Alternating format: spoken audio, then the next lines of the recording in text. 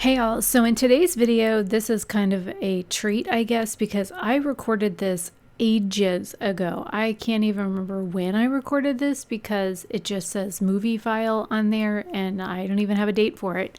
And I'm wearing like long sleeve Christmas pajamas. So this could have been like cold time like last year. It could have been like the beginning of 2024. So I don't know when this was recorded, but I am doing a sort with me by color for all of my single shadows. Some of these like I get rid of, some of them I even found duplicates. Like how I bought duplicates from indie brands, I have no idea. But if you're interested in watching a come sort all my single shadows and be crazy with me, then that's what this video is. I'm gonna roll my intro and then I'm gonna yak at you for a minute.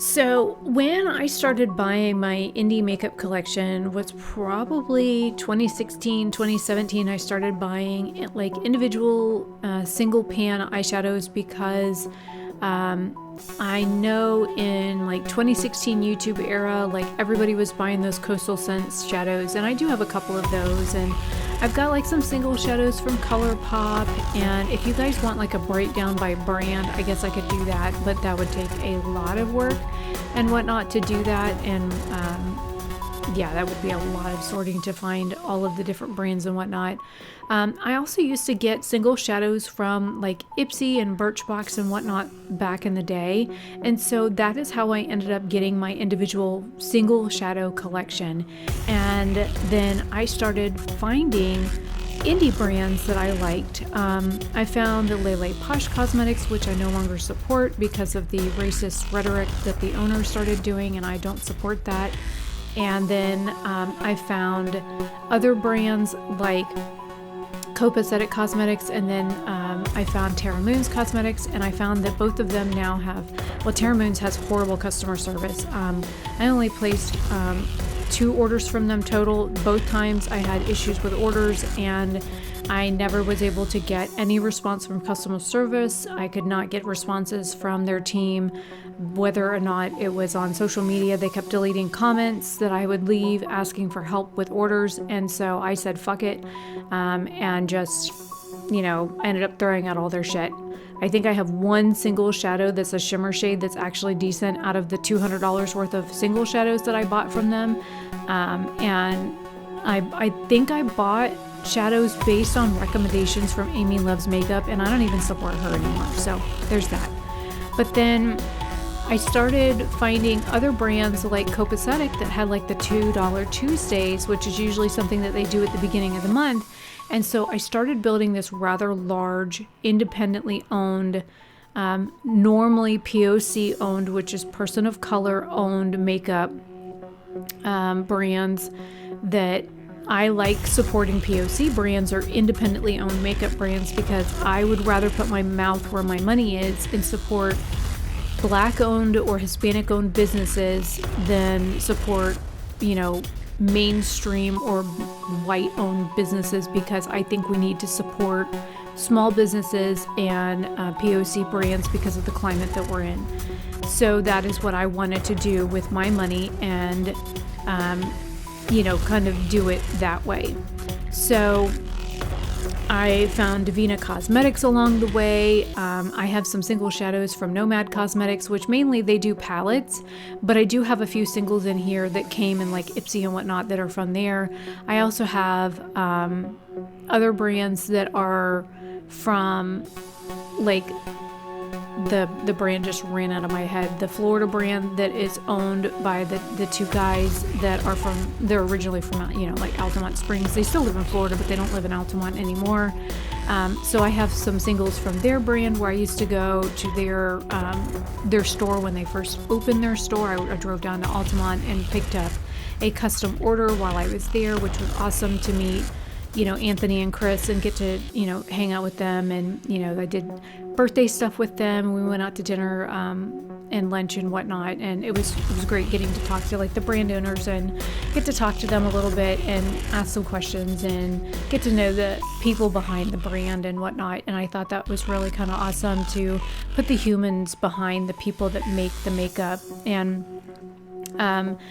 I started supporting other brands like SD Cosmetics, and I've got so many different indie makeup brands in this that some of them I found through like Lauren May Beauty, some of them I found through Bad to the Brow, and you'll see that I keep getting up occasionally and like running off to do stuff. Sometimes it's like checking on things or like waiting on a call or waiting on a chat to come in, or I was fixing to go back to work, so like I had to make sure that my system was awake, or I was on like lunch or something or in between shifts, so that's why I was doing this like in between shifts. So I was like just keep an eye on the time, so didn't want to like miss a call or anything, or like I wanted to miss like logging back in time.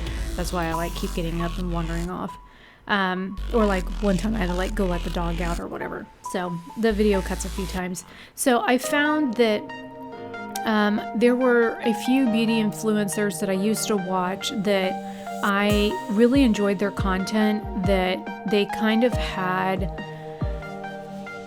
things that I used to watch, like that Georgia girl that I used to watch that did all these like deep potting videos and stuff. I don't even think she has a YouTube channel anymore, and I think all of her deep potting videos are now gone. Like I started watching her content and I found Lauren May Beauty from her, and like I said, there was Amy Loves Makeup. I don't watch her anymore. And then and Lauren May Beauty I think mainly does like get ready with me's and perfume content, and I'm not really interested in any of that stuff, so I stopped watching her. I've really stopped watching a lot of the beauty content that I used to watch back in the day, because a lot of it is like super repetitive and boring to me now. They've now gone on to like doing lifestyle stuff, or some of them have families, and it's just not for me because I'm in my mid-40s and it's just not something that I'm into. Bad to the Brow still does the makeup content that I actually like to watch, so I still have a subscription to her channel and I still watch her channel, and it's still stuff that I actually like to engage with.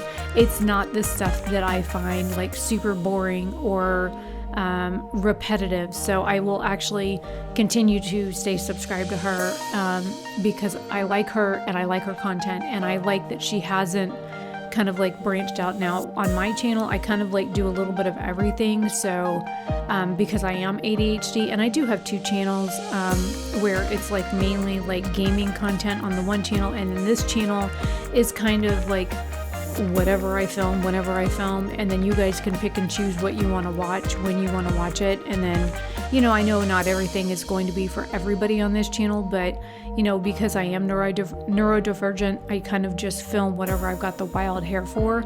And then if you guys want to watch what I filmed, and that's great, and if you don't, then that's fine too. Also, I realized when I was doing this, you see how I've got a lighter colored shade in my hand? I found that when I was doing this, I found that there was a few mistakes that I made that I could have done better, where like leaving spaces in between, or leaving like 2 dead spaces at the end of every row instead of like filling all the rows up, that would have saved me so much time. Like instead of me having to go back to do this, oh my gosh. I also have this little magnetic thing on a wand, this telescoping wand, that I could have like greatly appreciated knowing where the fuck that was to do this, because then I wouldn't have stabbed my fingernail in so many of these shades trying to do this, because oh my god, the number of shadows that I stuck my fingernails in doing this was outrageous. And yes, I'm sitting on a pillow because after a while your back starts to hurt. And this was over an hour long to do this. Now, I knew this would be an undertaking. And to add insult to injury, after I sorted all of this, I'm just going to tell you now, because I'm almost at the 10-minute mark.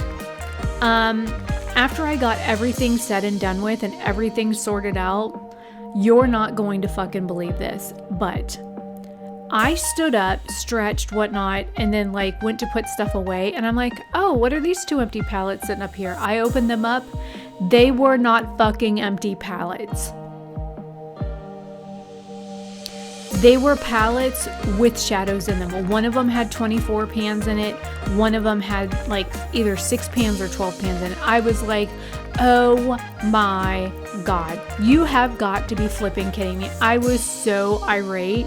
I was like, no, nope, not gonna fuck with this. No. I just spent over an hour sorting out all of this shit. I went to pick those up to put these 2 big JD Glow palettes underneath. I was like, no, I'm not fucking with this shit now. Nope, too mad for that. Also, JD Glow, I have some of their big shadows and their little shadows. They are no longer in business. They have now closed up. There was a company out of California, or this asshole lawyer out of California, that said that they were using titanium dioxide in it, and some Prop 52 law in California that allowed this scumbag lawyer to sue businesses or to sue them for some mislabeling or something in California. If you sold in California and you had some sort of mislabeling or something on some sort of cosmetic item, it allowed a third-party company to like sue you for some reason. And that's why they went out of business, is because this scumbag, like ambulance chasing kind of lawyer, went after them. And so they tried to change their business model and change their name and all that kind of stuff. And this lawyer went after them, and they just said fuck it and closed everything down and decided to do something else. So I'm really sad that happened, but you know, lawyers are going to be assholes anyways. And I mean, they are professional liars after all, for the most part. There's some really good lawyers out there, but then there's some that like ruin it for everybody. And this guy and his firm that do this kind of shit, that just go after people just to sue them just for this kind of thing, really gives really good lawyers a really bad name. And you know, it costs small businesses a lot of money, even if the labeling was correct. And they used, from what I understand from the lawsuit, and there's a couple of channels that have covered it. If you want to look it up, you can look up the JD Glow lawsuit. There was, like I said, there was 2 or 3 different channels that covered it. I know Jen Loves had covered the lawsuit by going over it. She's not a lawyer by any means, but I know that there's at least 2 lawyers that I had seen cover it, that went over the legal filings and stuff. Basically what it was is the labeling said one thing, their website said something else, which usually if you put a disclaimer on your website that says the products may vary based on batches and whatever, please read the label for more accurate ingredients, which is, normally will cover a business. So what they had done was they took a product and tested it that didn't even belong to the business, or it was an older product or something, and they had tested it well before Prop 52 had come into effect, and they used that testing, which wasn't accurate, to use it for this lawsuit. And the business just did not have the money to fight the scumbag, and that's just how the cookie crumbled on that. And it's really bad, and shit like that happens all the time to small businesses, especially POC small businesses, because the one owner is black, the other owner I believe is Hispanic, and piece of shit lawyers do this all the time to POC brands to put them out of business when they will not sell to a larger conglomerate. And I don't know if that's the case in this scenario. All I know is that this lawyer went after them and they didn't have the money for legal fees, and so they ended up closing their business. And I'm really sad, but that really big magnetic case that I'm putting everything in came from JD Glow. Both of those really big ones you see there came from JD Glow, and they were amazing. I couldn't have bought that exact same kind of magnetic palette as better made than what I have for the same price anywhere else, because they're just so well made.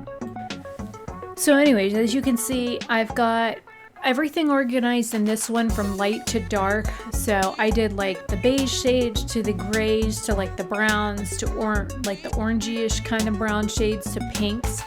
then to the orange shades, then to yellows, then to the reddish shades that I've got into like the purples. And then you'll see that I end up doing like blues, or like the purples and to the blues and the greens and whatnot in this one. So I like things that are done based by the rainbow because that's aesthetically pleasing to me. I know I did sort out the bigger pans first because all the JD Glow shadows were all, I think, 36 or 38 millimeter pans, and these are all 26 millimeter pans. So I sorted all my larger pans out first, and I did have a few of them from a couple of different brands between the JD Glow, Lele Posh, and Copacetic. So I knew that I had a few, I think I have like 12 or maybe 15 of the larger pans, but I wanted these to all be consistent in size. Now, some of the pans from certain brands were not always the same size, which was really weird. You would think that they would all be the same 26 millimeter pan, but I know with the SD brand, they use gold colored looking pans, and their pans are just a little bit larger than the aluminum pans that most everybody else uses, which I thought was odd. Or the steel pans. So I don't know, it's just kind of funny. And I'm actually using a makeup removing face washcloth to wipe off like the backs of the pans and like clean up any like loose powder, and that's what you see me like shaking off there every so often, just because I like things like neat and tidy and stuff like that, because again, I do have OCD, and so I like things to be clean and I like things to be tidy, and I don't like dirt on stuff. And like even when I worked in the salon industry and stuff, and like I was working on hair, I had a problem like when they told us in the salon industry, like, you need to make sure that your brushes don't have hair in them. Like State Board could come by and check and see if like you have hair in brushes at your station, because you're supposed to clean those and sanitize them and stuff. Like we would put the stuff in like Ship Shape, and then everything had to go in like barbicide. But and of course you see I'm like wiping shadows down. That means that there was shadow in that pan that didn't belong, because I had a shadow break and it kind of went everywhere. So there's a couple of shadows I'm having to clean shadow out of. That's why you see me sticking my finger in some of those pans. And like I'm having to constantly get up and like go to the bathroom and wash my hands because of, you know, that. But there's just this weird thing that I have about things being clean and tidy and not having like mess and stuff. And it's just, you know, having mental deficiencies, and also having, you know, the fact that, yeah, there I am looking through all those. I'm like, are these empty? Are these empty? Are these empty? And then I'm looking through, those are all the big ones. And then I did stick them on the very end, because I wanted them all in like the same thing if I'm like looking for shadows and whatnot. So that's all of my big eyeshadows as well right there that you see me adding in now. But the thing is, you saw me check all of those other ones, and I was like, okay, well, that's all the rest of these they're empty.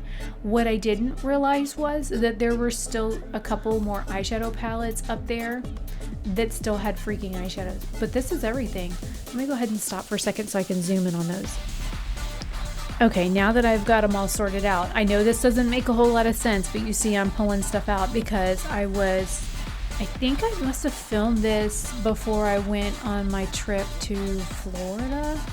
I don't know why I'd be filming this and pulling stuff out right now, but it does look like I'm packing an eyeshadow palette to go somewhere, like an everyday kind of palette. And I remember I packed an eyeshadow palette and the one purple shadow that I really wanted to wear that was brand new from Copacetic. Like somehow or another, it's the only shadow in the entire palette that broke in transport, and it obliterated in the palette. I was like, oh my God. And it was like the second or third row in, and it was called Moon something. And it was such a pretty shade. I ended up having to rebuy it, but it was part of my $2 Tuesday purchase. So I paid $2 for it the first time, and I paid full price for it the second time. I was so mad that I had to rebuy it because it was everywhere. I went to open my makeup to do my makeup in Florida, and it was just like trash. The entire thing was just gone. But yeah, I was so mad about that. But yeah, it looks like I'm building a palette to take with me somewhere. So you see I've got my lights to darks, and then it looks like I grabbed a shade that I can use as a highlighter, and then this is my bronzer blush highlighter palette. There's a blush, I just pulled a under eye powder, and then there's a bronzer shade that I just threw in there. That's probably the Muru Butter blush that or bronzer that I just threw in there. And then that's it. So, if you guys like this, let me know. Leave your thoughts and comments down below. I do have a bunch of declutter videos, inventory/declutter videos that I also filmed about the same time. So I will be getting those edited and stuff, so they'll go up randomly when I have time. And I will see you guys in another video very soon. Hopefully you guys have a fantastic day or night wherever you are. Bye.